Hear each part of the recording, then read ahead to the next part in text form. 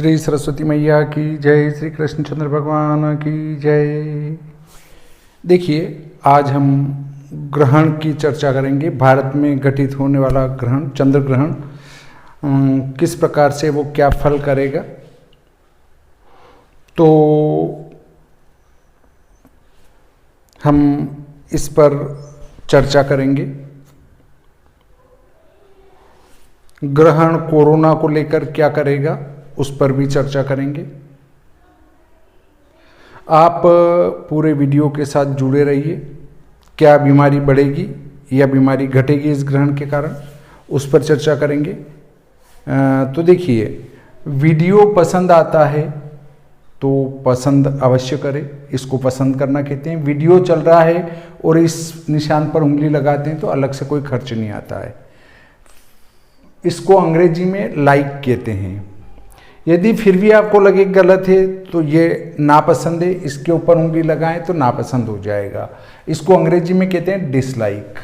फिर यहाँ एक तीर का निशान होता है ऐसा, उस पर उंगली लगाएंगे तो कई मोनो खुलेंगे। उसमें एक आयताकार, डबल आयताकार एक मोनो खुलेगा, उसमें उंगली लगा देंगे तो इस वीडियो की लिंक की कॉपी हो जाएगी। फिर जहाँ भेजना चाहें वहाँ भेज सकते हैं। फिर इधर अंग्रेजी में लिखा है सब्सक्राइब, अर्थात आप इस चैनल की सदस्यता लें। सब इस पे उंगली लगाने के बाद घंटियों के निशान खुलेंगे तो आल वाले को दबा देंगे। जैसे ही मैं इधर से वीडियो अपलोड करूँगा आपको सूचना प्राप्त हो जाएगी कि इनके द्वारा एक नया वीडियो अपलोड किया गया है। आप देखना चाहे तो देख सकते हैं। तो लीजिए, अब चालू करते हैं। संवत 2078 वैशाख शुक्ल पक्ष पूर्णिमा बुधवार, तदनुसार दिनांक रहेगा हमारा 26 मई 2021। 26 मई 2021 को ग्रहण होगा, दिन में होगा। चंद्र ग्रहण कभी दिन में नहीं होता है। तो जहाँ जहाँ सूर्यास्त हो जाएगा वहाँ वहाँ ग्रहण होगा। जहाँ सूर्यास्त नहीं होगा वहाँ ग्रहण नहीं होगा। देखिए, चंद्र ग्रहण का जो विरल छाया में प्रवेश है वो दिन में 14:18 है। भारत में जब 2:18 होंगे उस समय जहाँ पर रात्रि होगी वहाँ ये विरल छाया में प्रवेश करेगा। ग्रहण का स्पर्श है दिन में 15:15 पर। तो इस समय जहाँ पर रात्रि होगी वहाँ पर चंद्र ग्रहण का स्पर्श होगा। सम्मिलन अर्थात खग्रास ग्रहण प्रारंभ होगा दिन में 16:41, मतलब 4:41 पर। तो जहाँ इस समय रात्रि होगी वहाँ पर खग्रास स्थिति ग्रहण की दिखेगी। अब देखिए, उन्मीलन, खग्रास स्थिति समाप्त होना वो होगी 16:56 अर्थात 4:56 पर, जब भारत का समय होगा। तब भारत में ये बज रही होगी। उस समय जहाँ रात्रि होगी वहाँ पर ये ग्रहण दिखेगा, उन्मीलन उसका। फिर मोक्ष होगा 18:22, मतलब 6:22 पर ग्रहण का मोक्ष हो जाएगा। जहां पर इस समय रात्रि होगी वो व्यक्ति देख सकेंगे कि ग्रहण का मोक्ष हो रहा है। और विरल छाया से निर्गम, विरल छाया से निर्गम होगा 19:20 अर्थात 7:20। अब यदि हम लेते हैं इसको कि हमारे यहाँ पर जो सूर्यास्त है उस दिन 7:08 है। 7:08 सूर्यास्त होने के कारण से ये मोक्ष हमारे यहाँ दिखाई नहीं देगा। विरल छाया से निर्गम भी दिखाई नहीं देगा, क्योंकि उस समय प्रतिपदा आ जाएगी तो चंद्रोदय विलंब से होगा। 12-15 विलंब से होने के कारण वो यहाँ नीमच में नहीं दिखाई देगा। अब देखिए, आपको इससे पता चल गया होगा कि इस समय जहाँ रात्रि रहेगी वहाँ वो दिखेगा। अब चूंकि भारत में तो इस समय कहीं रात्रि रह नहीं सकती है, इसलिए भारत में न तो स्पर्श दिखेगा और न सम्मिलन दिखेगा, केवल, और उन्मीलन भी नहीं दिखेगा। केवल हमारा ये वाला बिंदु जो है, मोक्ष वाला बिंदु, और उन्मीलन होने के बाद जो खंडग्रास चंद्र ग्रहण रहेगा वो दिखेगा पूर्वी प्रांतों में। पूर्वी प्रांतों में केवल इसके बाद से यहाँ तक का दिखेगा और विरल छाया प्रवेश और विरल छाया निर्गम इसको ग्रहण के अंतर्गत नहीं रखा जाता है। ये एक सामान्य आकाशीय घटना है, इसलिए ये वाला पीरियड और ये वाला पीरियड जिसको कहते हैं समय, ये वाला समय अर्थात ये वाला कालखंड और ये वाला कालखंड ग्रहण की श्रेणी में नहीं आता है। भारतीय ज्योतिष में इस प्रकार की व्यवस्था नहीं है। भारतीय ज्योतिष में चूंकि ज्योतिष का उद्गम भारत है और भारत ने ही ग्रहण का स्पर्श, सम्मिलन, उन्मिलन, मोक्ष ये भारत ने ही निकाला, तो क्या भारतीय इस विरल छाया का गणित नहीं जानता था? जानता था, परंतु इसको ग्रहण की श्रेणी में नहीं रखा जाता है। ये सामान्य आकाशीय घटना होने से इसको ग्रहण नहीं कहेंगे, और जब ग्रहण नहीं कहेंगे तो इस अवधि का अगर कोई ग्रहण होता है तो उसको सूतक यम नियम वगैरह पालन नहीं करना होता है। तो ये बात आप समझ चुके होंगे कि ये विदेशी लोगों ने इस गणित को भी किया है, परंतु वो हमारे फलित में निरर्थक है, जिसका कोई फलित नहीं होता है। चूंकि ग्रहण का स्पर्श विदेशों से हो चुका होगा और ग्रहण होता हुआ हमारे यहाँ पर दिखेगा, चंद्र का ग्रहण होता हुआ हमारे यहाँ दिखेगा, तो हम उसको कहेंगे ग्रस्तोदित चंद्र ग्रहण।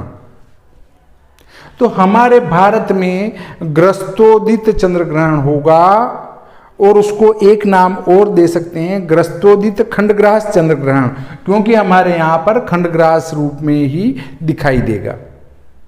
पर जहां पर खग्रास दिख रहा है वो लिखेंगे खग्रास ग्रस्तोदित चंद्र ग्रहण।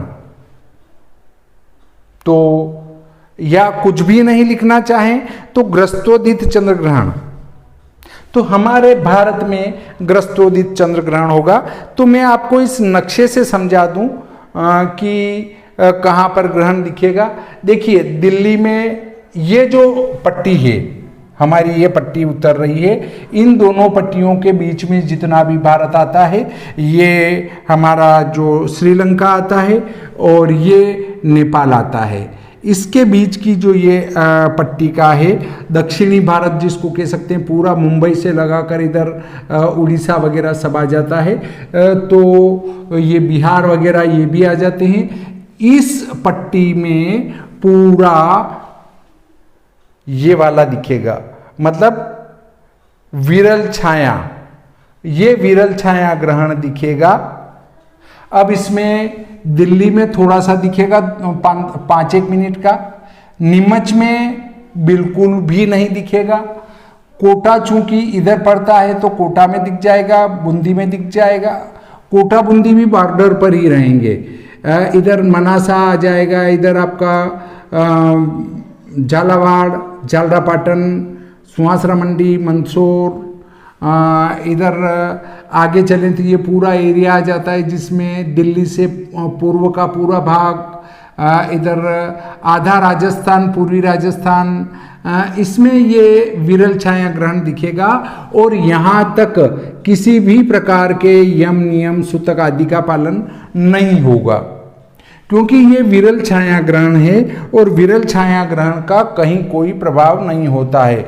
इसलिए आप समझ लें कि बिहार तक, बिहार से लगाकर कलकत्ता में भी 2-3 मिनट का ग्रहण ही दिखेगा, 5 मिनट अधिकतम, तो वो अंगुलाल्प होगा। अंगुल से अल्प ग्रहण को ग्रहण की मान्यता नहीं दी जा सकती है। जैसे कि गर्भस्राव हो जाता है, उसी प्रकार से अंगुलाल्प ग्रहण को भी माना गया है। तो कलकत्ता वगैरह भी इस पट्टी में आ जाएगा जहां पर कोई किसी प्रकार का सूतक यम नियम मान्य नहीं होगा। तो देखिए हम जब भारत ये बांग्लादेश आता है और हमारे जो पूर्वी जितने भी राज्य हैं उन राज्यों में हमारा ग्रस्तोदित चंद्र ग्रहण दिखेगा मोक्ष होता हुआ। हमारे यहाँ पर चंद्रोदय होगा नहीं, इसलिए आपको भारतवासियों को देखिए यहाँ आता है हमारा पश्चिमी राजस्थान, गुजरात और जम्मू कश्मीर, पंजाब, हरियाणा। हाँ, इन में जो है ये चंद्र ग्रहण बिल्कुल भी दृश्य नहीं होगा। इस पट्टी से इधर ये ग्रहण बिल्कुल दृश्य नहीं होगा और इस पट्टी से इधर जो ग्रहण होगा वो विरल छाया ग्रहण होगा, जिसको ग्रहण की संज्ञा नहीं दी जा सकती है। यदि कोई अखबार में भी दे रहे हैं कि भोपाल में इतना ग्रहण होगा, वहाँ इतना ग्रहण होगा, जबलपुर में इतना ग्रहण होगा, वो सब फर्जी जानकारियाँ हैं। कोई ग्रहण होने वाला नहीं है। आपके यहाँ जैसे आप भगवान की पूजा करते हैं वैसे आप पूजा करते रहें। किसी प्रकार के यम, नियम, सूतक, दान, धर्म, पुण्य की आवश्यकता इस पट्टी में नहीं है और इसमें तो ग्रहण होगा ही नहीं। ये विरल छाया ग्रहण होगा जिसको शास्त्रीय मान्यता 1% भी नहीं है और कलकत्ता में भी अंगुलाल्प होने से गर्भ स्त्राव की तरह उसको माना जाएगा और इसलिए कलकत्ता वगैरह में भी पश्चिम बंगाल आदि में भी इस ग्रहण का कहीं कोई प्रभाव दृष्टिगोचर नहीं होगा। अब चूंकि ग्रहण यहाँ पर दिख नहीं रहा है तो यहाँ प्रभाव भी नहीं करेगा। और दूसरी बात आती है कि ये जो भाग है हमारा, जहां पर ग्रहण मोक्ष होता हो वहां पर शुभ फलदायक ग्रहण होता है। चूंकि यहां पर ग्रहण मोक्ष होता हुआ उदित होगा इसलिए इस पूर्वी भारत के लिए भी ये एक शुभ संकेत है। अब आप कहेंगे हमारा राशिफल क्या होगा? तो आपका कोई राशिफल नहीं होगा, आपका प्राकृतिक कोई फल नहीं होगा। ये जरूर है कि ग्रहण हो रहा है तो इसका समुद्री क्षेत्र में पूरा प्रभाव रहेगा। इसलिए समुद्र में ज्वार भाटा, तूफान आदि या वर्षा आदि ऐसी घटनाएं हो सकती है और जब वर्षा के कोई बादल बनेंगे तो वो हमारे यहाँ से बनने वाले बादल यहाँ भी आ सकते हैं और यहाँ भी वर्षा कर सकते हैं। अब कोरोना की क्या स्थिति रहेगी? देखिए हमारे यहाँ चूंकि ग्रहण मोक्ष होता हुआ उदित हो रहा है चंद्रमा, इसलिए कोरोना की समाप्ति का ये एक बहुत ही शुभ संकेत है। हमें यहाँ से आशावादी बनना चाहिए कि जिस दिन हमारे यहाँ ग्रहण घटित होगा 26 मई को, उसके बाद जो है कोरोना में निरंतर गिरावट देखने को मिल सकती है। और हो सकता है कि जो लॉकडाउन हमारे मध्य प्रदेश में 25 मई, 24 मई, 31 मई तक लगाया गया है, वहाँ तक ईश्वर की कृपा रही तो लगभग कोरोना समाप्ति की ओर चला जाना चाहिए। फिर तो ऊपर वाला ही कह सकता है कि क्या घटित होना है। तो आप इस भाग में ग्रहण का कोई यम, नियम, सूतक आदि न मनावे। और देखिए विस्तार से जो है श्री भादव माता पंचांग में आपको मिल सकता है। हम किसी भी प्रकार से लोगों को भ्रम में नहीं डालते हैं। तो ये देखेंगे तो इसमें आपको विस्तार से मिल जाएगा श्री भादव माता पंचांग संवत 2078 सन 2021-22 और शक 1943। इसके पृष्ठ क्रमांक 4 पर लिखा है कि खग्रास ग्रस्तोदित चंद्र ग्रहण संवत 2078 वैशाख शुक्ल पक्ष पूर्णिमा बुधवार दिनांक 26/5/21 खग्रास तथा ग्रस्तोदित रूप में दृश्य होगा। क्या दृश्य होगा? चंद्र ग्रहण। इस ग्रहण में भारतीय समय से चंद्रबिंब का विरल छाया प्रवेश दिन में 2:18 वो ऊपर लिखा है। ग्रहण स्पर्श दिन में 3:15 बजे, ग्रहण का सम्मिलन दिन में 4:41 बजे, ग्रहण का उन्मिलन दिन में 4:56 बजे, ग्रहण मोक्ष 6:22 बजे, चंद्र का विरल छाया से निर्गम वो 7:20 बजे होगा। चूंकि ग्रहण दिखाई नहीं देगा, इससे जहां ग्रहण दिखाई न दे वहां पर इसके किसी भी प्रकार के यम नियमादि मान्य नहीं होंगे। ग्रहण का विवरण विस्तार से नीचे दिया गया है। देखिए चूंकि ग्रहण हमारे यहाँ दिखेगा नहीं, बहुत सारे का मेरे पास फोन आता है पंडित जी आपने दिन में ग्रहण लिखा है तो चंद्र ग्रहण दिन में कैसे होगा?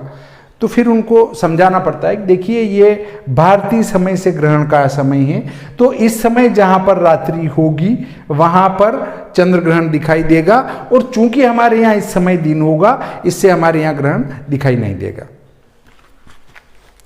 तो चंद्र ग्रहण का मानदेय स्वरूप, चंद्र ग्रहण का ये मानदेय स्वरूप है, ये वाला इसको मांदी भी कह सकते हैं, विरल छाया ग्रहण भी कहते हैं। तो इसका कहाँ कहाँ दिखेगा?